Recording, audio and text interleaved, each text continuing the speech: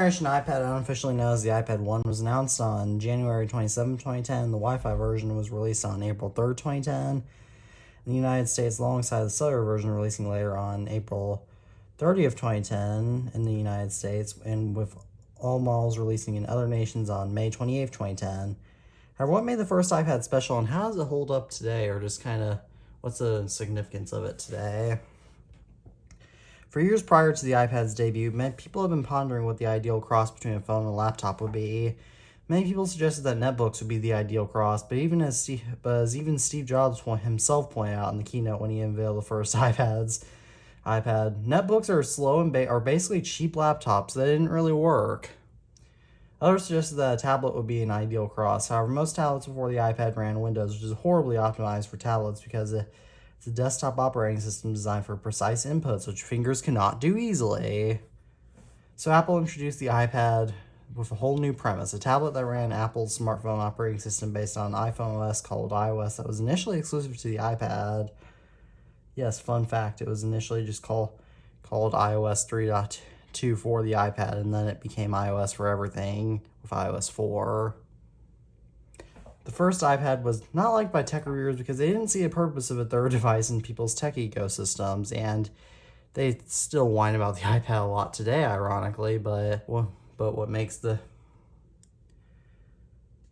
lot of people still don't have iPads to this day or tablets of any kind, so they are right. For some people, it doesn't make practical sense, but for what was a hit this iPad was a hit among average Joes, and still is today, which allowed the iPad to take off. The first iPad started at $500 at the launch for the base Wi-Fi only 16GB model, but cellular options and/or 32GB or 64GB of storage were available, which 64GB of storage is still the base on storage on most iPads today, so that's actually held up pretty well. The first iPad was also the first device to feature Apple's first processor, the A4 chip. It was also the first device that Apple made a case for, as I have here. On the software side of things, iOS 3.2 was the first iOS version that allowed users to set their own home screen wallpapers, and the wallpaper choices on iOS 3.2 are actually a bit unusual compared to other iOS versions of the era.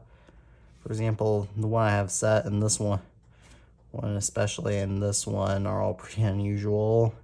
Oh, this is actually the debut of the iOS 4 wallpaper, and there are some other leaf wallpapers too, which were interesting.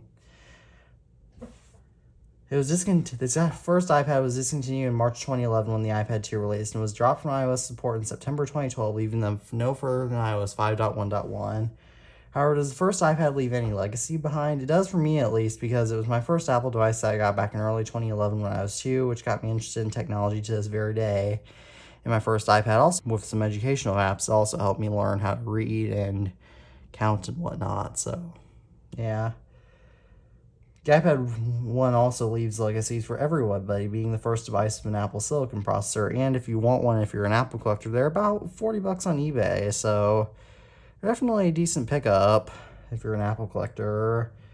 But as always, with the one slight caveat that many iPad 1s have suffered from boot looping, so because the batteries haven't been started up in a long time. So make sure you know yours works before you buy one.